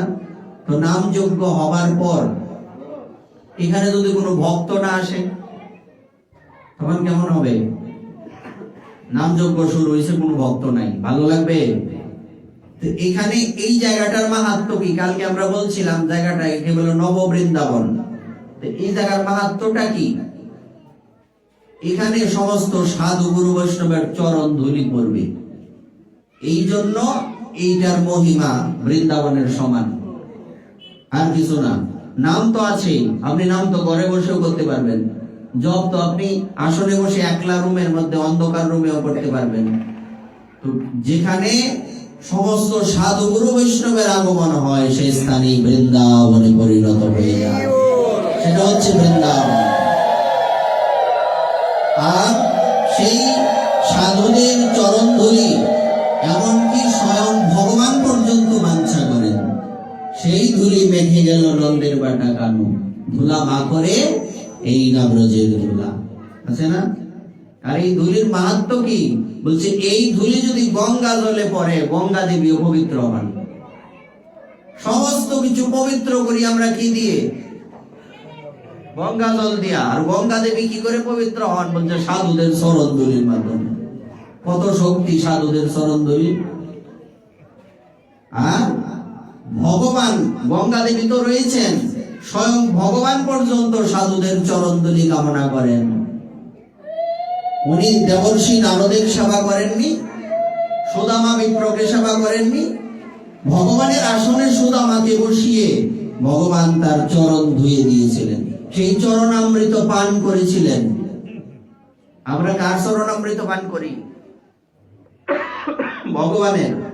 আর ভগবান ভক্তের চরণামৃত পান করে। চিন্তা করেন বিষয়টা। তখন কি ঘটনা ঘটলো? যে আমার যজ্ঞ আজকে পূর্ণ হয়ে গেল। আপনি বলুন কি চান আমার কাছে? তখন ভগবান বামনদেব বলছেন, মহারাজ আপনার মুখেই তো এই কথা শোভা দেয়, দেখতে হবে না আপনি কার সন্তান। এটা কথা বলে না? হ্যাঁ, দেখতে হবে না এটা কার সন্তান। এরকম আপনার পিতা মানে বলি মহারাজের পিতা, ওনার অনেক বৎসর আয়ু ছিল, কিন্তু ভগবান মানে দেবতাগণ ওনারা এই বিরোচন বলি মহারাজের পিতার কাছে তার আয়ু ভিক্ষা করতে এসেছিলেন। কি কি কি ভিক্ষা চান আপনারা? মানে ছদ্মবেশে এসে বলছে আমার ভিক্ষা দিন। বলছে কি ভিক্ষা চান? বলছে আপনার আয়ু ভিক্ষা দেন। চিন্তা করেন বিষয়টা। অথচ ইনি জানতেন দেবতারা আসছেন, তাও নিজের আয়ু ভিক্ষা দিয়ে দিয়েছিলেন। পারবেন নিজের আয়ু দেয়া দিতে? শত্রুপক্ষ কিন্তু দৈত্যদের শত্রু না দেবতারা, শত্রুপক্ষকে কি করলেন? নিজের আয়ু দান করে দিলেন। তো তুমি সেই পিতার পুত্র, তোমার বংশে কোনো কৃপণের জন্ম হয়নি আজ পর্যন্ত। তো তোমার মুখে এই কথার শোভা দেবে না, কার মুখে শোভা দেবে? উনি বলছিলেন, হে ব্রাহ্মণ কুমার, আপনি আমার কাছে কি চান? যা চাইবেন তাই পাবেন। এই কথাটা কি সবাই বলতে পারবে? কে বলতে পারবে? একমাত্র আপনার মুখে এটা শোভা দেয়, কারণ এটা তো আপনাদের বংশ পরম্পরা ক্রমে পেয়ে আসছে। এই জন্য বলছে যে আপনার সন্তান কখন ভক্ত বা ভালো হবে? যখন আপনি নিজে ভালো হবেন। মা বাবা যদি ভালো না হয়, সন্তান ভালো হবে? সূত্রা গাছে আম হইব? হ্যাঁ, এই জন্য কি করতে হবে?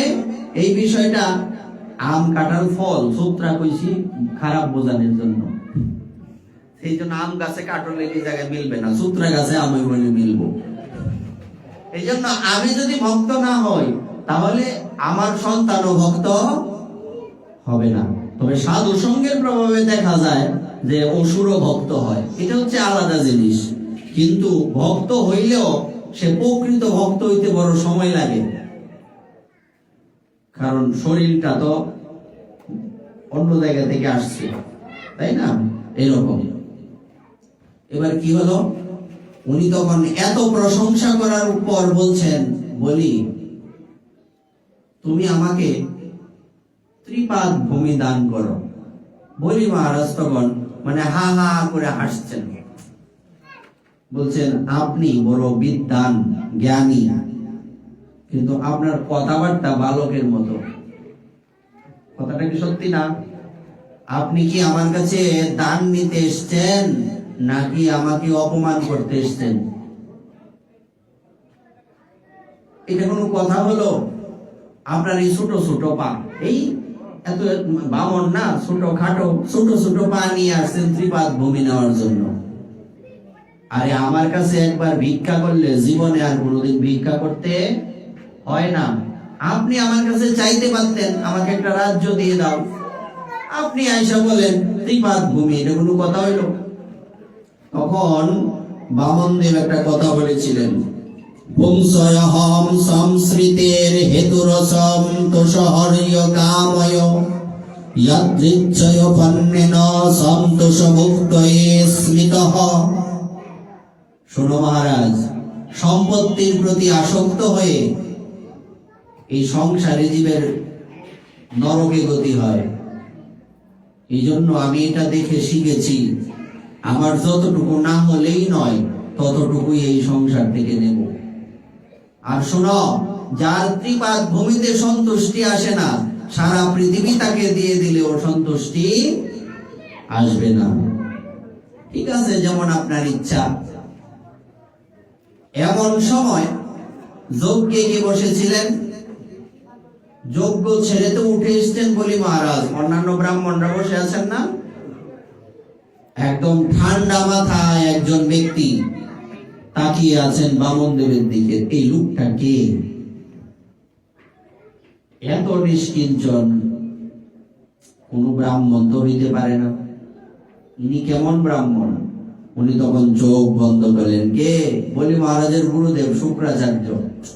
লোকটা তো সুবিধার মনে হচ্ছে না। চোখ বন্ধ করে চোখ খুলে মনে মনে বললেন, ও তাইলে তুমি আসছো এখানে? হ্যাঁ। উনি তখন আসন ছেড়ে উঠে গিয়ে বলছেন, বলি রুক যাও, দাঁড়াও, তুমি দান করবে না। গুরুদেব কি বলছেন?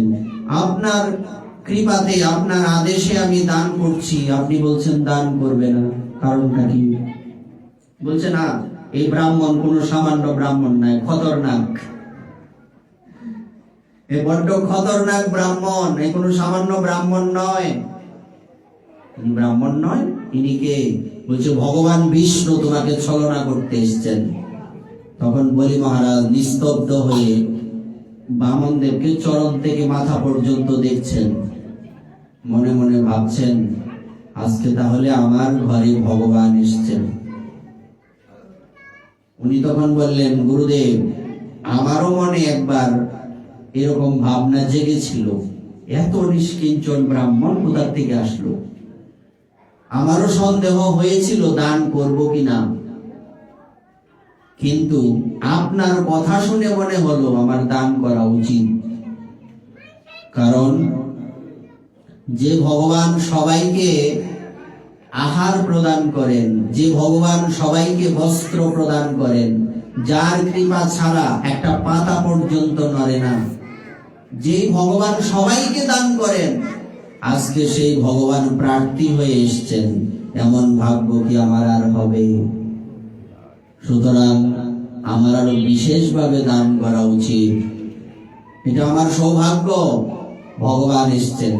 আমরা যখন ভাগবত সপ্তাহ করি, এখানে একটা কীর্তন আছে, তোর দুয়ারে ভিখারি আজ স্বয়ং ভগবান, স্বয়ং ভগবান, বামন ভগবান, তোর দুয়ারে ভিখারি আজ স্বয়ং ভগবান। যিনি সবাইকে কৃপা করেন, সবাইকে যিনি দান করেন, আমরা সবাই যার কাছে ভিখারি, তিনি আজকে বলি মহারাজের দরজায় ভিখারি হয়ে এসেছেন। কত বড় সৌভাগ্য! বলি মহারাজ কাঁদছেন যে আমার আজকে কত সৌভাগ্যের উদয় হলো, স্বয়ং ভগবান আমার দরজায় হাত পেতেছেন। দেখো, ভগবান কিন্তু, আমরা কালকে বলেছিলাম, আমরা ভগবানের সেবা করব, এটা আমাদের দৃষ্টতা, কিন্তু ভগবান তো ভক্তের সেবার কাছে ছোট হয়ে যান না।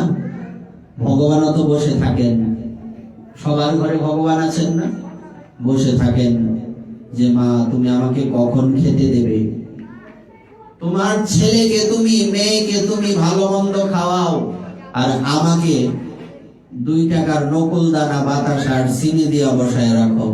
আমি তো তোমার ঘরে চিনি খাওয়ার জন্য আসি নাই, আমারও তো ইচ্ছে করে, তোমাকে তো আমি আমার সন্তান, আমার মা মনে করি। কখনো কখনো ভগবানের কাছে আপনি সন্তান, কখনো কখনো ভগবানের কাছে আপনি তার মা, বাবা, বন্ধু, প্রিয়া, তাই নয় কি?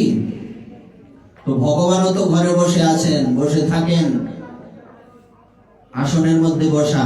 তুমি তোমার সন্তানের জন্য চিন্তা করো, ওই যে স্কুলে গেল, কখন আসবে, কখন খেতে দেব, সারাদিন খায় নাই, মুখটা শুকিয়ে গেছে। গোপাল যে বসে আছে, গোবিন্দ যে বসে আছেন আসনের মধ্যে, তার কথা একবার ভাবা উচিত না? আর এই যে সন্তানের জন্য তুমি চিন্তা করছো, মুখটা শুকিয়ে গেছে, ওই সন্তান যাকে এত কষ্ট করে লালন পালন করছো, মৃত্যুর পরে সেই তোমার মুখে আগুন দেবে। আর গোবিন্দ, তাকে যদি তুমি একটু কিছু অর্পণ করো, তিনি তোমাকে তার করে নেবেন, তোমাকে তার চরণে ঠাঁই দেবেন। তো কাকে সন্তান রূপে ভজনা করা উচিত? ভগবানকে। কাকে প্রাণবল্লভ রূপে ভজনা করা উচিত? ভগবানকে। কে আমাদের বন্ধু? ভগবান হচ্ছে আমাদের পরম বান্ধব। এই পৃথিবীতে বন্ধু বলতে কেউ নাই, সব স্বার্থের পাগল।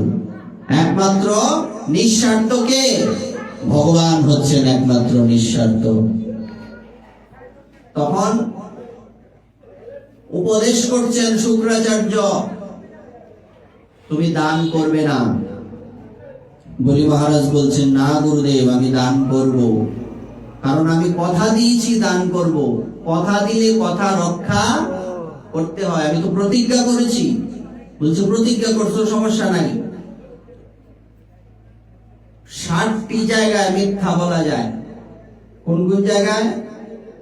নারীকে বশীভূত করতে, পরিহাসকালে, বিবাহকালে, কন্যা অথবা বরের প্রশংসাকালে, জীবিকা উপার্জনে, ব্যবসায়, প্রাণ সংকটে, গাভী এবং ব্রাহ্মণের রক্ষা করার জন্য, কিংবা কাউকে মৃত্যুর হাত থেকে রক্ষা করার জন্য। 60টি জায়গায় মিথ্যা বললে অপরাধ হয় না। তখন বলি মহারাজ বলছেন, গুরুদেব আপনার কথা সত্য, আপনি যা বলছেন সব শাস্ত্রীয় সিদ্ধান্ত, কিন্তু এইসব কথা একটাও তো ভগবানের কাছে যায় না, যায় কি? সুতরাং আমি দান করব। তুমি আমার কথা রাখবে না? তোমার এত বড় সাহস, তোমার বিনাশ হয়ে যাবে। বলছে ভগবানের চরণে কিছু দান করতে গিয়ে যদি আমার বিনাশ হয়, হোক, তাও ভগবানের জন্য তো আমার বিনাশ হলো। বিষয়টা দেখুন, বিনাশটা কার জন্য হয়েছে? ভগবানের জন্য। সুতরাং আপনার অভিশাপকে আমি স্বীকার করে নিলাম। এটাই বাস্তবতা। গুরুদেব কোনো মতেই বলি মহারাজকে বুঝিয়ে পারছেন না যে না, কোনো মতেই বলি মহারাজের মাথায় আর এটা ঢুকবে না। এবার কি ঘটনা ঘটলো? বলি মহারাজ বলছেন, এবার আপনি আপনার যেখান থেকে ইচ্ছে আপনি ত্রিপাদ ভূমি নিয়ে নিন, আপনার যেখানে খুশি। ঠিক আছে তো? বলছে হ্যাঁ। তখন ভগবান এক দিব্য রূপ ধারণ করলেন, বিশাল আকৃতি ধারণ করলেন। দেখতে আগে কতটুকু ছিল আর এখন কত বড় হয়ে গেলেন, বিশাল বড়, আকাশের সাথে লেগে যাচ্ছে, এরকম রূপ ধারণ করলেন। উনি তখন কি করলেন? এক চরণ দিয়ে সারা পৃথিবীকে ঢেকে দিলেন, আরেক চরণ দিয়ে পুরো আকাশকে ঢেকে দিলেন। আর যেদিকেই বলি মহারাজ তাকাচ্ছেন সেদিকেই চরণ দেখা যায়। বলি মহারাজ মনে মনে ভাবছেন, কি করি এখন? এত আজকে আমার সৌভাগ্যের দিন, আজকে আমার গৃহে ভগবানের চরণ এসেছেন। বলি মহারাজ তখন ভগবানের ওই চরণের অভিষেক করছেন। আমরা ভগবানের অভিষেক করি না? সুন্দর করে চরণ ধুয়ে দিচ্ছেন আর কাঁদছেন, বলছেন প্রভু তুমি কৃপা করে আজকে আমার ঘরে এসেছ, কারণ তোমাকে ভজন করে কেউ পাবে না। ভগবানকে ভজন করে পাওয়া যাবে? তুমি যদি আমার প্রতি প্রসন্ন হও নিজ গুণে, তবেই তোমাকে প্রসন্ন করা সম্ভব। সুতরাং আমার ভজন সাধনে নয়, তুমি নিজ গুণে কৃপা করে আমার ঘরে এসছো, তো এটা তোমার ক্রেডিট। এখানে আমার কোনো ক্রেডিট নেই, আমার কোনো বিশেষত্ব নেই। আর এই চরণ ব্রহ্মা উনি বছরের পর বছর তপস্যা করে পান না। মহাদেব পঞ্চমুখে ভগবানের নাম করছেন, লক্ষ লক্ষ বৎসর, কোটি কোটি বৎসর ধ্যানে কাটিয়ে দিচ্ছেন, তিনি পান না। আজকে আমি অসুর হয়ে তোমার চরণ পেয়ে গেলাম, প্রভু আমার কত সৌভাগ্য। এবার সেই বলি মহারাজ ভগবানের চরণ ধুয়ে দিচ্ছেন, নিজের নয়ন জলে ভগবানের চরণ ধুয়ে দিচ্ছেন। মহাজন আস্বাদন করছেন, গঙ্গা জলে যদি চরণ ধৌত করো, এতে গঙ্গা দেবীর কৃপা হবে, তোমার কি হবে? তোমার দুই নয়নে গঙ্গা যমুনার ধারা ভগবান দিয়ে রেখেছেন। একবার যদি সেই নয়ন জল দিয়ে ভগবানের চরণ ধৌত করে দিতে পারো, তবেই তোমার জীবন সুন্দর আর সাফল্য মণ্ডিত হয়ে যাবে। বলে মহারাজ ভগবানের চরণের অভিষেক করে যাচ্ছেন। এদিকে ভগবান বামনদেব বলছেন, বলি তুমি কি বলেছিলে? তোমার বড় অহংকার না, আমাকে দান করবে? বলি এটা বলেছ তুমি, সংকল্প করেছ ত্রিপাদ ভূমি দান করবে। দিলা কত? দ্বিপাদ। এক চরণে সারা পৃথিবী ঢেকে দিলেন, মাটি আর দেখা যায় না, চরণই দেখা যায়। আরেক চরণ দিয়ে আকাশকে ঢেকে দিলেন। এখন আমার তো আরেকটা চরণ আছে, এবং ওই চরণটা এখন বলো আমি কোথায় রাখবো? তোমাকে তো দান করতে হবে, আরেক পদ ভূমি দান করো। বলছে প্রভু আর লজ্জা দেবেন না, আপনারও চরণ নেই, আমারও দেওয়ার মতো জায়গা নেই। বলছে তাহলে তুমি তো সংকল্প ভ্রষ্ট হয়েছ। তুমি কি সংকল্প করেছ? ত্রিপাদ ভূমি দান করবে। যেমন এখানে যে হরিনাম যজ্ঞ হবে, 24 প্রহরের সংকল্প হবে না? এখন আপনি 24 প্রহরের সংকল্প করে যদি আপনি 16 প্রহর করেন, তাহলে সংকল্প ভ্রষ্ট হলো না? এরকম। তখন বলি মহারাজ মনে মনে ভাবছেন, সব তো দিয়ে দিলাম, কিন্তু একটা বিষয় তো আমার ভাবা উচিত, যা দিয়েছি এসব কার? কারটা কাকে দিয়েছি? কারটাই তো তাকে দিয়েছি, এগুলি তো আমার না। আসার সময় নিয়ে এসেছি, যাওয়ার সময় নিয়ে যাব, আমি কি দিলাম? আমি তো পরের দনে পোদ্দারি করলাম, আমি আমার থেকে কি দিলাম? উনি এই ভেবে ভাবছেন সব দিয়ে দিয়েছি, নিজেকে তো দেই নাই। নিজেকে দিয়েছি, নিজেকে দেই নাই। প্রভু, তোমার যদি আরেকটা চরণ থাকে, আরেকটা চরণ তুমি আমার মস্তকে রাখো। তুমি সারা পৃথিবীকে কৃপা করলে, সবাইকে কৃপা করলে, তোমার এই রাঙা চরণ আমার মস্তকে একবার দেবে না? প্রভু, তোমার এই চরণ আমার মস্তকে রাখো এবং এই কৃপা করো জীবনে কোনোদিন কোনো কালে যাতে তোমার চরণ ছাড়া হতে না হয়। আর কিচ্ছু চাই না, এই চরণকে যাতে হৃদয়ে আঁকড়ে ধরতে পারি। যেটা বলেছিলেন হরিদাস ঠাকুর, প্রভু গো, আমি তো চলে যাব, তা আমি যাবার সময় আমার একটা ইচ্ছা তুমি পূর্ণ করবে তো? মহাপ্রভু বলেছিলেন, হরিদাস, তোমার কি ইচ্ছা? যখন আমি চলে যাব, তোমার এই রাঙা চরণ আমি আমার বক্ষে ধারণ করব। এই চরণ ব্রহ্মা পায় না ব্রহ্ম জ্ঞানে, মহাদেব জগৎ ধ্যানে পায় না, সেই চরণ আমি বক্ষে ধারণ করব। আমার এই নয়নে তোমার এই চাঁদ বদন দর্শন করব। আমার এই জিহ্বায় তোমার শ্রীকৃষ্ণ চৈতন্য নাম উচ্চারণ করব, আমার মৃত্যু হবে। মহাপ্রভু বললেন, তথাস্তু। যেদিন হরিদাস ঠাকুর পৃথিবী ছেড়ে চলে যাবেন, সেদিন মহাপ্রভুর রাঙা চরণকে হরিদাস বক্ষে ধারণ করেছেন, হৃদয়ে ধারণ করেছেন, এমন ভাবে জোরে আঁকড়ে ধরছেন। আচ্ছা, তুমি এরকম জোরে ধরছো কেন? যদি চরণ হারিয়ে ফেলি, তাই ওই চরণ যাতে হারাতে না হয়, আমি আমার বক্ষে তার চরণ আজীবনের জন্য রেখে দিলাম। হরিদাস ঠাকুর ভগবানের সেই চাঁদ বদন দর্শন করে আর তার নাম শ্রীকৃষ্ণ চৈতন্য, শ্রীকৃষ্ণ চৈতন্য উচ্চারণ করতে করতে এই পৃথিবী ছেড়ে বিদায় নিয়েছিলেন।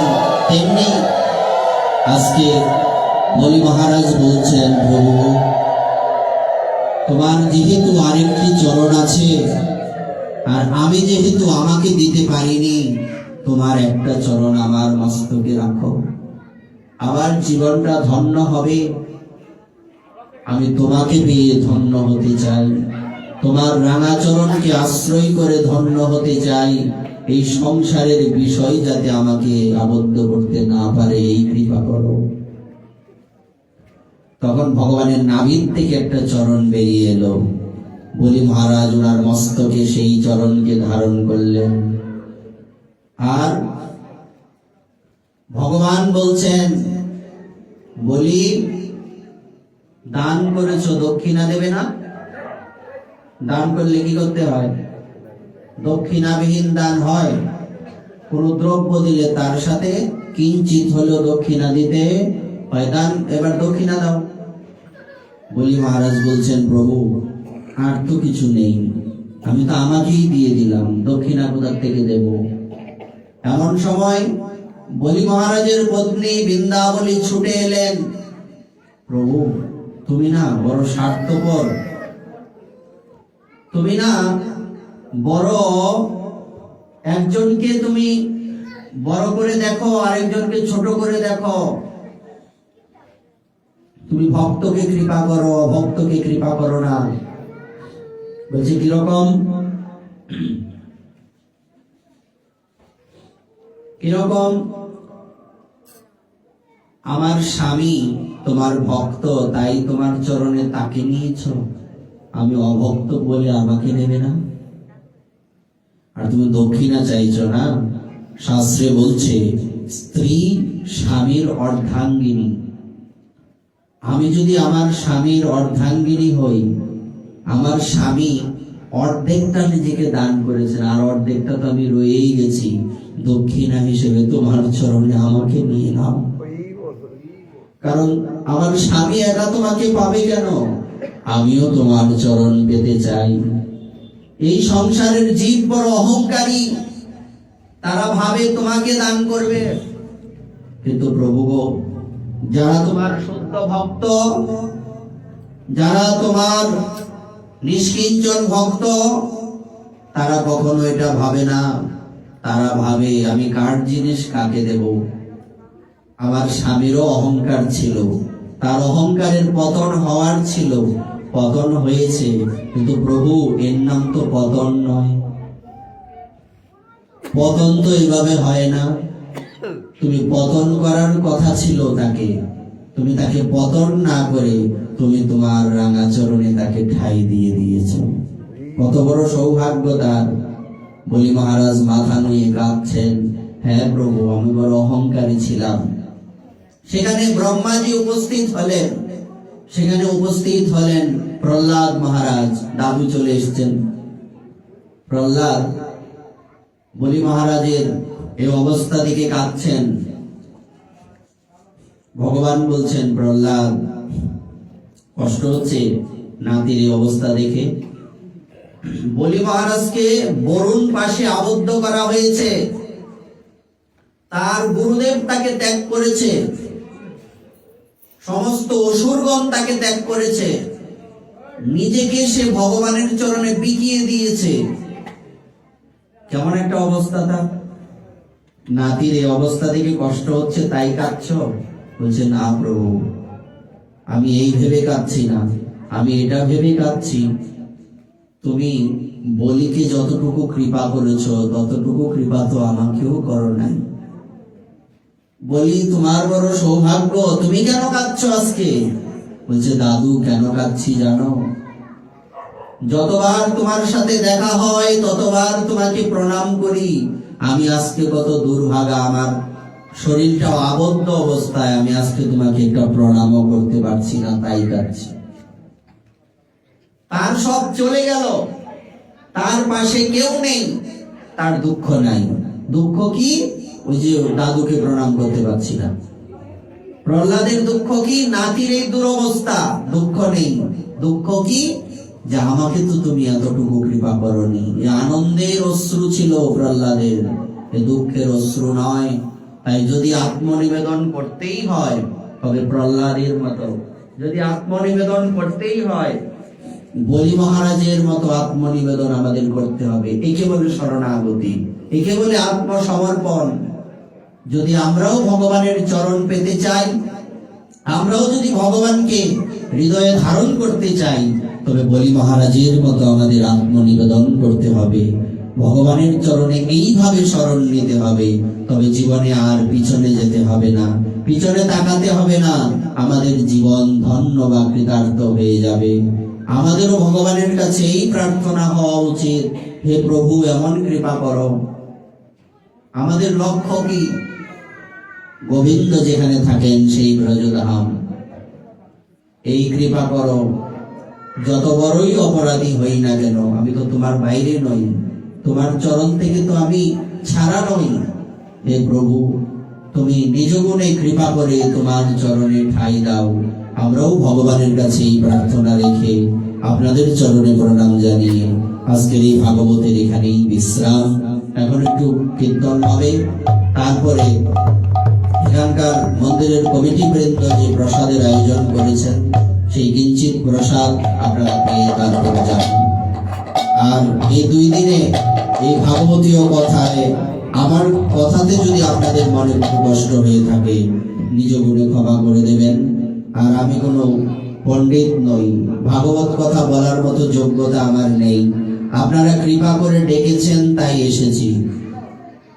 আপনাদের আশীর্বাদেই চলা, আর আশীর্বাদ রাখবেন অন্তিম সময় পর্যন্ত যাতে ভাগবতকে হৃদয়ে ধারণ করে চলতে পারি, মৃত্যুর সময় যাতে ভাগবতকে আঁকড়ে ধরে মৃত্যুবরণ করতে পারি। জীবনে আর কিছু চাওয়া নেই। জয় জয় শ্রী রাধে নিতাই গৌর হরি বল।